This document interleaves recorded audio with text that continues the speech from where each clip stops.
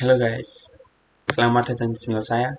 Kenalkan, nama saya Rendra Pramudita Iswanto, dan di sini saya akan bahas video tentang akuisisi data sensor suhu.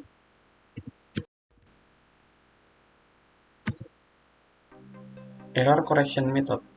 Error Correction Method adalah teknik untuk mendeteksi dan memperbaiki kesalahan dalam transmisi data digital, meliputi 1. Deteksi kesalahan, yaitu identifikasi kesalahan menggunakan teknik seperti checksum dan CRC. 2. Koreksi kesalahan, yaitu memperbaiki kesalahan melalui forward error correction atau tanpa pengulangan, atau automatic request atau dengan pengulangan. 3. Kode koreksi, yaitu menambahkan redundasi pada data seperti Hamming code dan Reed-Solomon code.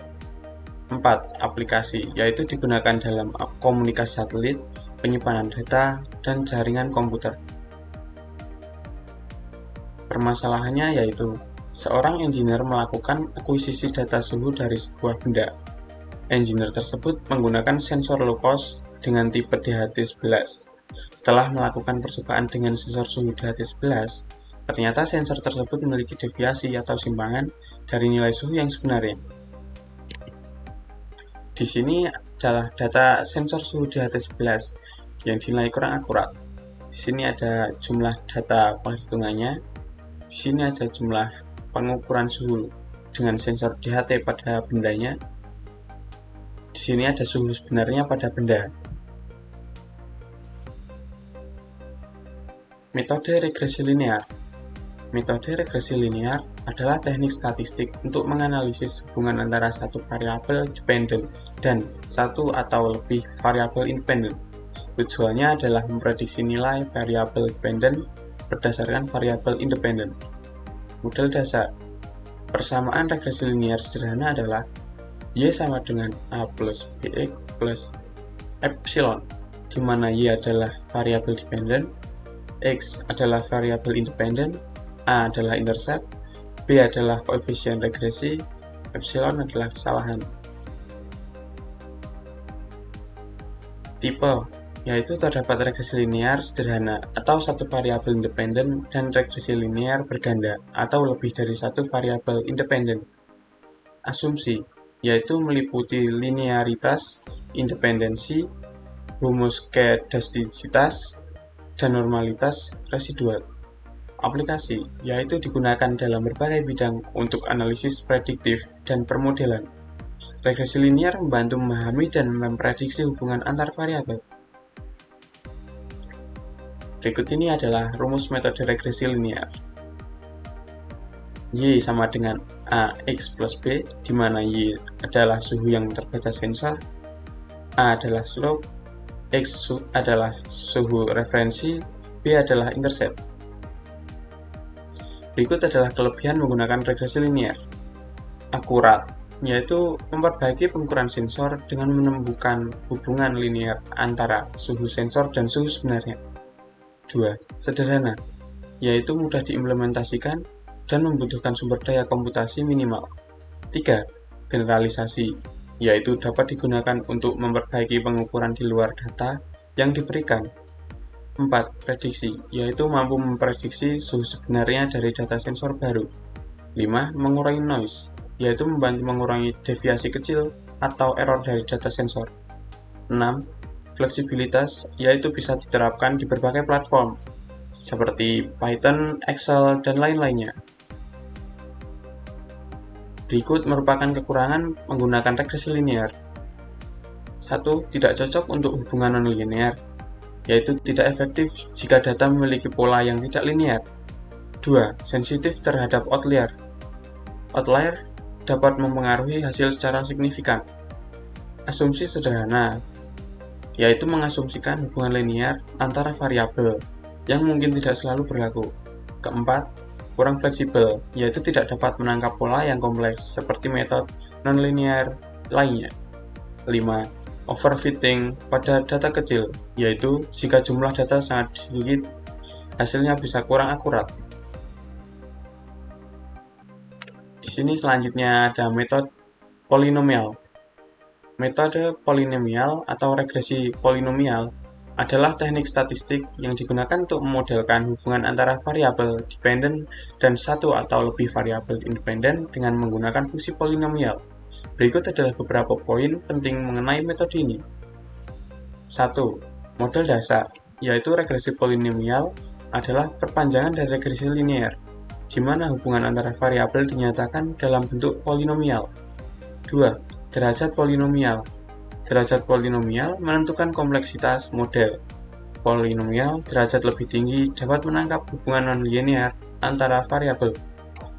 3.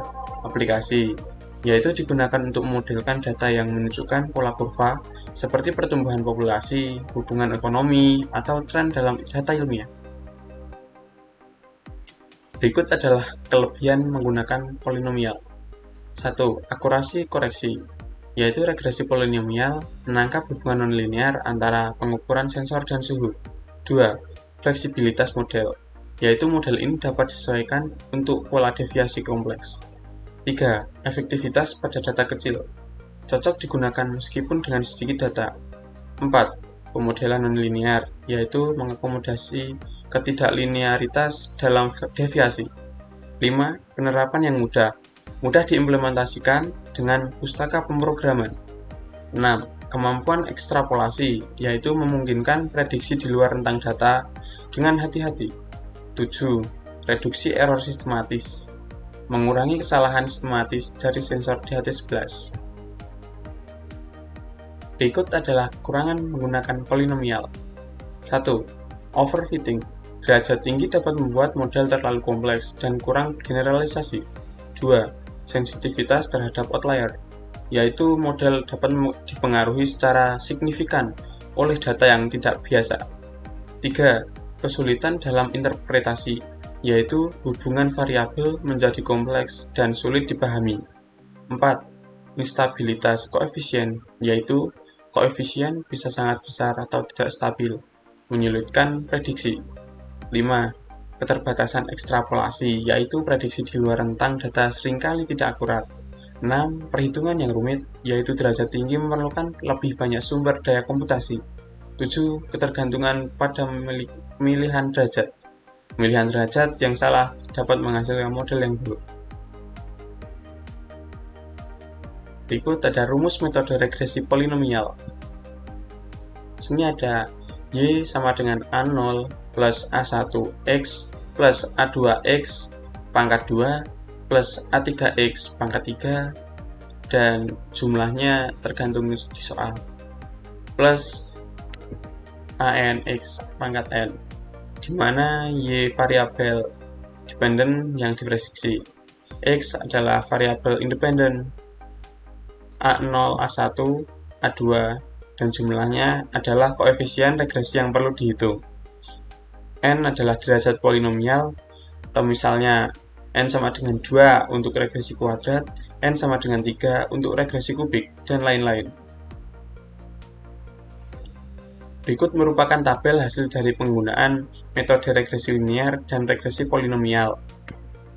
Di sini ada jumlah data, pengukuran suhu dengan sensor DHT 11, suhu sebenarnya pada benda yang ada pada soal tadi, dan sini prediksi regresi linear ada 10,66 pada pengukuran suhu dengan sensor DHT11 10 dan suhu sebenarnya 11. Jadi selisihnya yaitu 0,34. Pada pengukuran suhu dengan sensor DHT11 11, prediksi regresi polinomial 11,89 dan suhu sebenarnya 12. Selisih polinomial yaitu 0,11. Seperti itu. Lalu berikut merupakan grafik hasil dari menggunakan metode regresi linear dan regresi polinomial. Yang garis warna hitam ini strip-strip suhu sebenarnya. Titik dan garis warna biru prediksi regresi linear, dan titik garis warna merah yaitu prediksi regresi polinomial. Di sini ada suhu derajat Celcius dari 10 sampai 27,5 seperti yang ada di soal, dan di sini ada pengukuran suhu dengan sensor di HT 11 derajat Celcius. Ada 10 sampai 24. Terima kasih atas perhatian kalian semua, meskipun saya tahu tidak ada yang memperhatikan, tapi tidak apa-apa. Oke teman-teman, terima kasih sudah menonton videonya.